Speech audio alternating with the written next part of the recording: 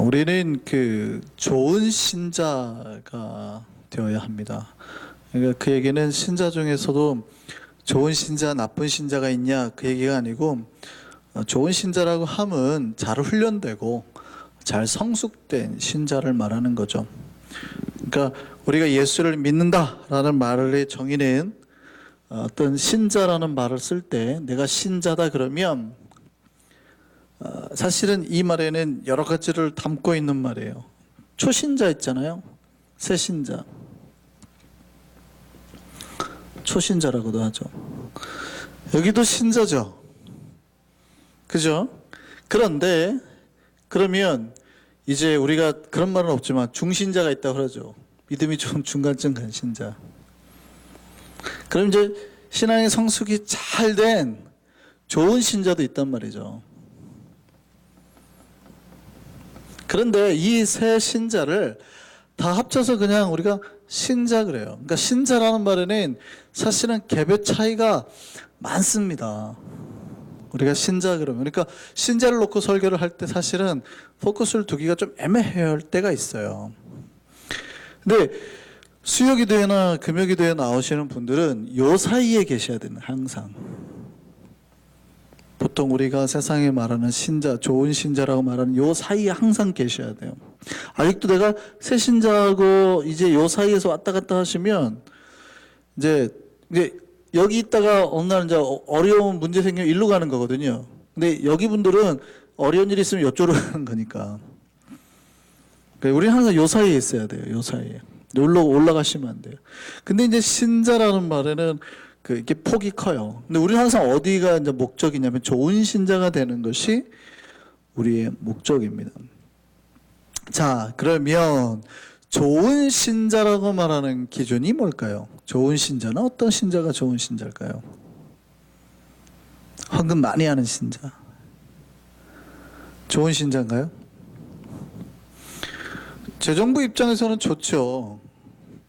헌금 많이 하는 신자. 싫어하시겠어요? 근데 그게 기준이 될 수는 없다 이 말이죠. 그게 기준이 될 수는 없어요. 그럼 우리가 도대체 뭐가 좋은 신자냐? 우리의 고통의 날, 환난 날, 내가 내 인생에 가장 힘들고 고통스러운 사건, 어떤 충격적인 사건으로 나에게 다가왔을 때 아무것도 할 수 없는 그 순간에도 내가 말씀이 떠올려지는 사람, 내가 말씀대로 순종할 수 있는 사람이 좋은 신자예요. 우리 자기 신자의 거룩한 삶을 포기하지 않는 사람. 보통 많은 신자들이 자기에게 충격적인 사건이 일어나면 그거를 잊기 위해서 평상 10년 동안 한 번도 안 맞던 술을 막 먹어버린단 말이죠. 물론 그렇게 해서 그거를 탈탈 털을 수 있다면 한 번에 술 마시는 거 나쁘지 않을 수 있어요. 괜찮아요. 요 사이에 계시는 분들은. 그러고 다시 정상으로 돌아오면 괜찮잖아요. 그거 한 번으로 털어낼 수 있다면, 그러니까 요 사이에 계신 분들은. 근데 여기에 계신 분들은 그렇게 안 한단 말이죠. 그러니까 같은 신자라도 해결하는 방법이 다른 거죠.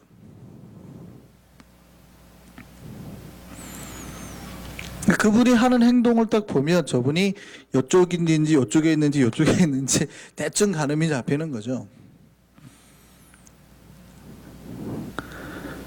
많은 신자들이 평상시엔 신앙생활을 잘합니다. 그런데 어떤 자기 인생의 큰 사건, 정말 충격적인 사건을 접하면 그동안 들었던 모든 말씀이나 읽었던 말씀을 다 잊어버려요. 그리고 인간의 원래 모습, 본능대로 행동하려고 합니다.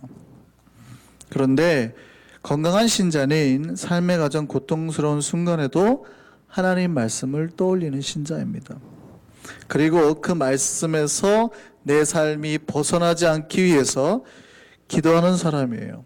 또 그렇게 할 수 있는 이유는 그 사람 마음속에 말씀이 새겨져 있기 때문입니다. 새겨져 있기 때문에. 그러니까 저는 좋은 신자를 항상 판단하는 기준은 얼마만큼 그 사람 마음에 말씀이 새겨져 있느냐, 저는 그걸로 항상 판단을 하거든요. 제가 항상 말씀을 드렸죠. 저는 신자들의 마음판이 있다고요. 마음판이. 내 마음판에 어떤 사람은 말씀을 대충 이렇게 쓰시는 분이 있어요. 어떤 사람은 말씀을 새기는 분이 있어요.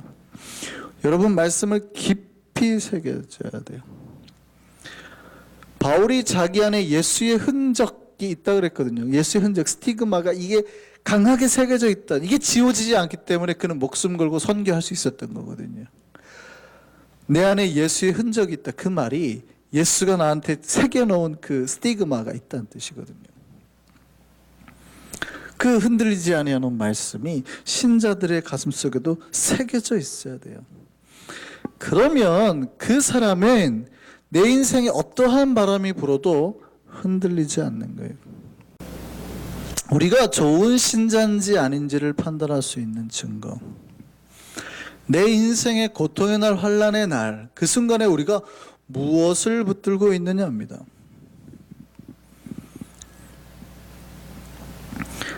내가 힘든 날에 술잔을 붙들고 있느냐, 아니면 그때에도 주님 손을 붙들고 있느냐. 꼭 힘들어서 술 한잔 마신 분들을 제가 비난하는 얘기가 아닙니다. 수요기대 오신 분들, 이 정도에서 보신 분들은 그럴 수 있어요, 충분히. 그러고 한잔 마시고 돌아온다 그러면 괜찮죠. 그런데 여기 계신 분들이라면, 수요기대 오신 분들이라면 우리가 주님 손을 붙들고 있어야 된다는 얘기를 하는 거죠. 그리고 말씀이 나를 확고하게 붙들고 있는 사람은 그 고난의 날에도 그 말씀이 깨어서 나를 인도하고 있다고요. 말씀이 잠자게 하면 안 돼요. 오늘 본문에 보면 예수의 제자들이 자기 인생의 최대 문제에 봉착합니다. 그들은 예수라는 스승을 따라가기로 자기의 삶을 걸었습니다.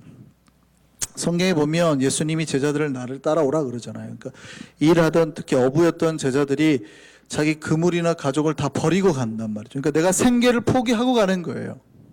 내가 일을 해서 우리 가족을 부양해야 되는데 포기하고 갑니다. 물론 그 사건에 대해서 많은 사람들이 야, 그러면 내 생계를 포기하고 예수를 따라야 되느냐 그렇게 생각하는데 꼭 그런 사건은 아닙니다. 그러니까 고대 사회는 그러니까 여러 다수의 그러니까 대가족 제도죠. 그러니까 아버지가 있으면 아들, 뭐 큰아들, 둘째 아들, 셋째 아들, 뭐 딸 이렇게 집이 같이 산단 말이에요. 그러니까 이 집에 아들이 빠지면 이 사람들이 나머지 가족을 같이 부양해서 살아가는 방식이에요. 근데 그들이 왜 예수를 따랐냐는 거예요. 예수님의 제자들이 왜 예수를 따랐냐는. 오늘날 우리가 생각하는 것처럼 교회 나가기 위해서 예수를 따랐던 건 아니었습니다. 당시 예수는 제일 잘 나가는 랍비였거든요. 그러니까 저 예수 따라가면 성공한다, 출세한다. 그래서 따른 거예요. 그러니까 이 친구가 출세하기 위해서 나가니까 온 가족이 여기 출세되면 다 잘 살게 될 거 아니에요. 그러니까 여기 가족 식구를 다 부양을 해주는 거예요. 가족들은 그 한 명의 성공을 위해서 다 희생을 했습니다. 이제 곧 로마로부터 독립을 하면, 예수가 독립을 하면 자기들은 모두 새 나라의 지위 한 자리씩 할 거거든요. 이걸 위해서 예수의 제자들이 처음엔 따랐어요. 예수를. 오늘날 우리가 생각하는 예수가 아니었습니다. 그들에게는 정치적인 독립을 꿈꾸는 예수였으니까. 이게 예수님하고 안 맞았던 거죠. 예수님 죽기 직전까지 제자들은 이제 곧 예수님이 예루살렘에 가서 뒤집어 엎어서 새 나라를 차지할 거다. 예수는 아니다. 이제 죽을 거다. 이게 이제 안 맞는 거죠. 그래서 예수님의 나라에서 자기가 어디까지 자리를 차지할 건가에 대해서요, 서로 싸우고 로비까지 합니다. 마태복음 20장 말씀 보시죠. 그때 세베대의 아들의 어머니, 그러니까 누구냐면 예수님의 수제자 중에 두 명인 야고보와 요한. 야고보와 요한의 어머니입니다.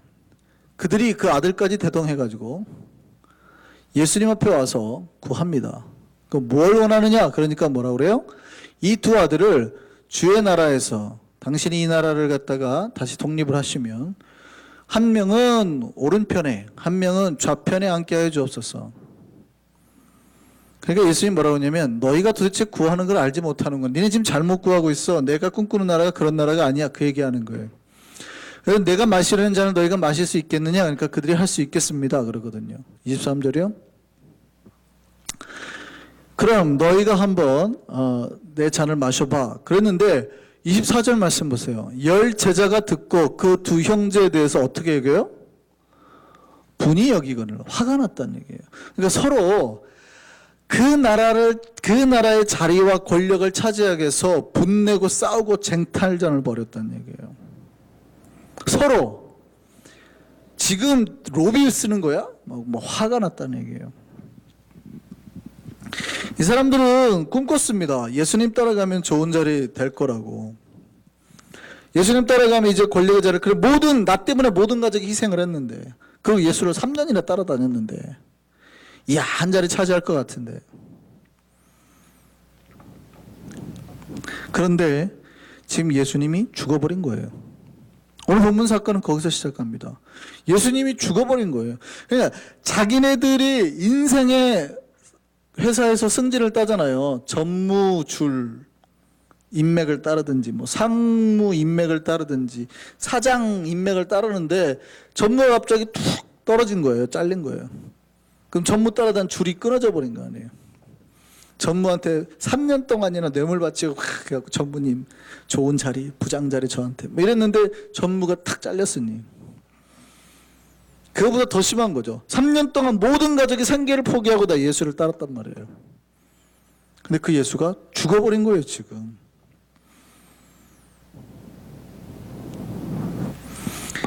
지금 이 상태가 제자들에게 오늘 요즘 사람 말로 멘붕이 온 겁니다.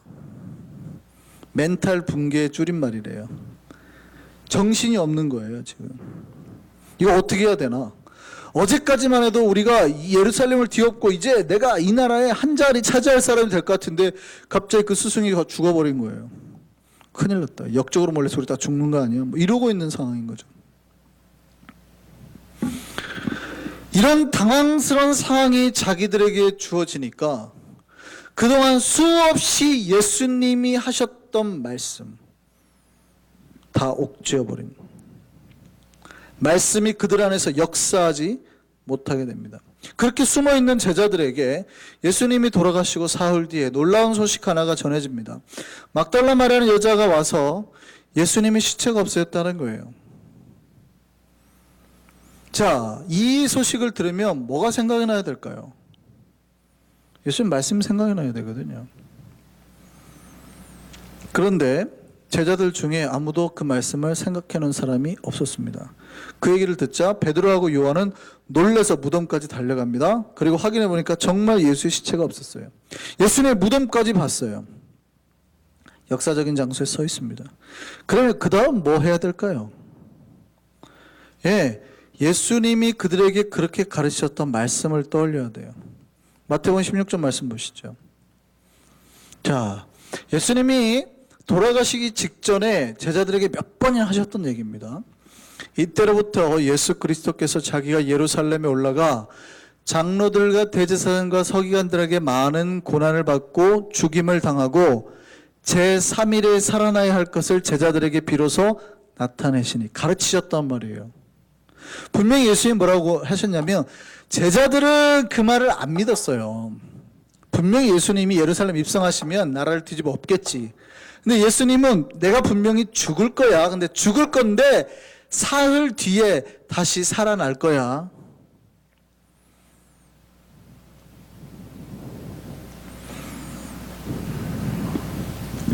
또요, 마태복음 17장 9절 말씀 보시죠. 예수님이 변화산 갔다 내려오시면서 그들이 산에서 내려올 때에 예수께서 명하여 이르시되 인자가 죽은 자 가운데서 살아나기 전에는 본 것을 아무에게도 이르지 말라. 또 가르치시죠. 마태복음 20장 말씀이요. 혹시 잃어버릴까봐 그 말씀 잊어먹을까봐 예수께서 예루살렘에게 올라가기 직전에 다시 12제자를 따로 데리고 가서 또 가르칩니다.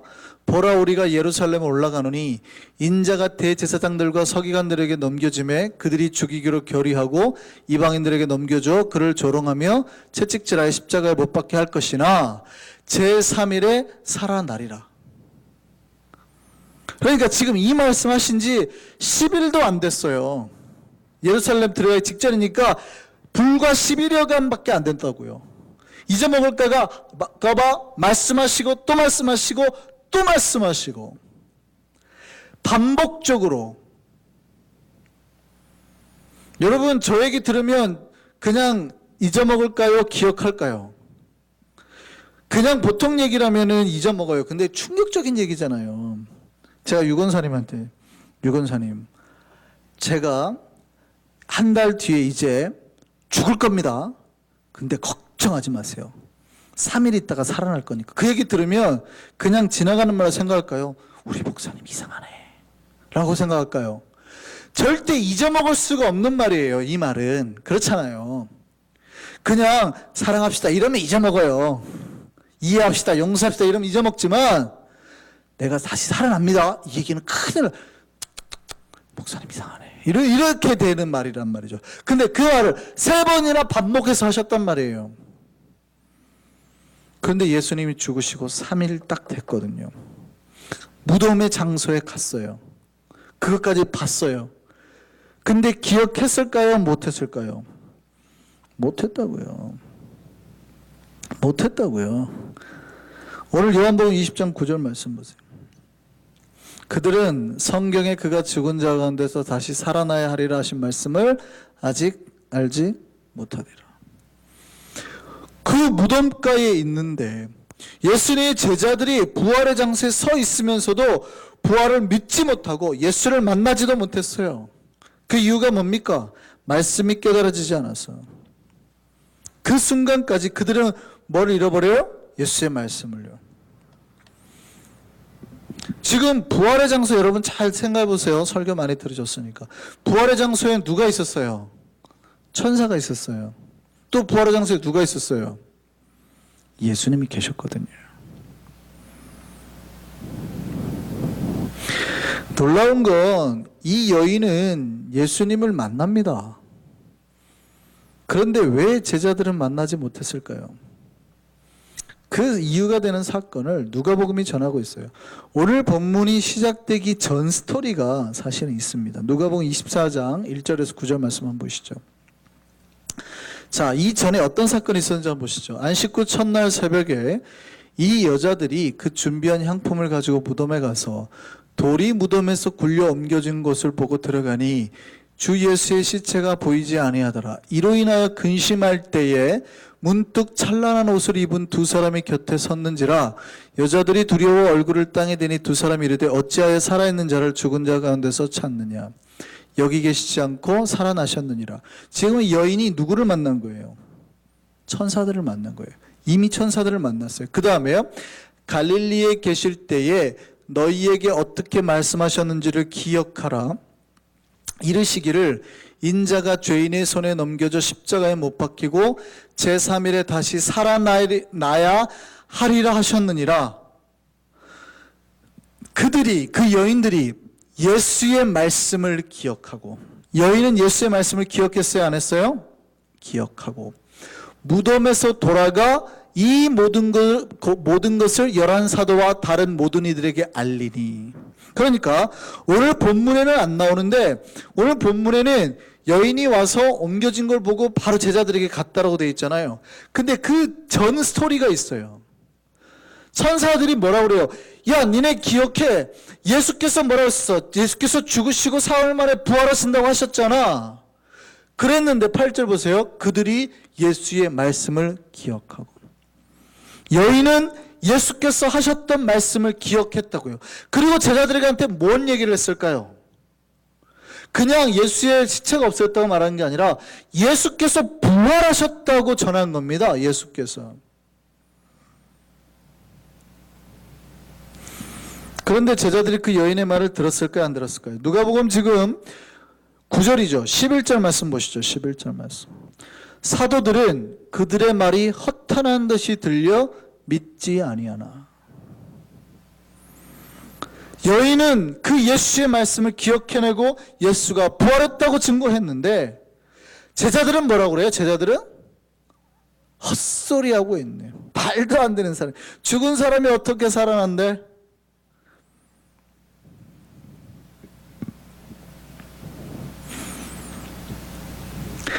그 중에서 베드로와 요한은 예수님의 무덤까지 달려가서 확인을 합니다. 그게 이제 오늘 본문 장면이에요. 예수님 부활했다고 하니까 말도 안 되는 소리 했는데 베드로와 요한은 그럼 확인해 보자고 무덤까지 뛰어갔던 거예요. 그러면 봤으면, 무덤이 비어있는 걸 봤으면 뭐가 떠올라야 돼요? 말씀이 떠올라야 되잖아요. 근데 오늘 본문은 그 얘기하는 거예요. 자, 근데 보고 오늘 본문 8절을 보면 뭐라고 그래요? 무덤에 갔던 그 다른 제자도 들어가 보고 믿더라 그랬어요. 여기 들어가 보고 믿었다는 얘기는 예수님이 부활하심을 믿었다는 얘기예요? 아니에요. 그 얘기가 아니라 시체가 없어졌다는 걸 믿은 거예요. 그게 오늘 본문 9절을 보면 나옵니다. 그들은 성경에 그가 죽은 자 가운데서 다시 살아내 하리라 하신 말씀을 아직 알지 못하더라. 그들은 예수께서 부활하실 거란 말씀을 전혀 기억해내지 못했습니다. 말씀이 어떤 환란이, 자기에게 인생에 큰 환란이 닥쳐오니까 뭐가 전혀 역사하지 못했어요? 제자들에게는 말씀이 역사하지 못했어요. 그러니까 3년이나 예수를 따라다녔지만 무슨 목적으로 따라다녔다는 거예요? 출세하려고. 예수 따라다니면 출세한다고 하니까, 예수 따라다니면 높은 권력을 얻을 거라고 생각하니까 따라다녔다고요. 그런데 여인들은 권력과 무관하죠.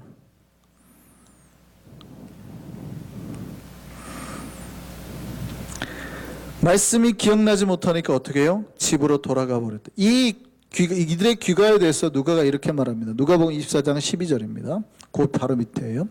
베드로는 일어나 무덤에 내려가서 무덤에 달려가서 굽으려 들여다보니 세마포만 보이는지라 그 된 일을 놀랍게 여기며 집으로 돌아가니. 이 놀랍게 여겼다는 말의 표준 세번역체 읽어드릴게요. 그는 일어난 일을 이상히 여기면서 집으로 돌아갔대요. 베드로가 뭐라고 그러냐면 이상한데? 이러고 집으로 갔다는 거예요. 이야, 이상한데? 이러고 집으로 들어갔대요.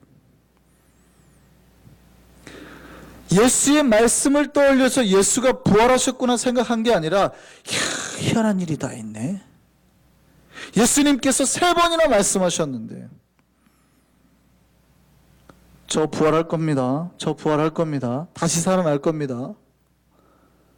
그 말씀을 다 잊어먹었던 거예요. 그러면서 집으로 갔다는 거예요. 그 뒤엔 얘기 우리가 읽어보지는 않았지만 요한복음 후반이 말하는 게 뭡니까? 이 마리아는 예수를 만나요. 제자들은 못 만나고 돌아갔어요. 그 이유가 뭘까요? 이유는 그겁니다. 여인들은 말씀을 기억했더라. 제자들은 이야, 놀라운 일이 있네. 말씀을 기억하지 못했더라.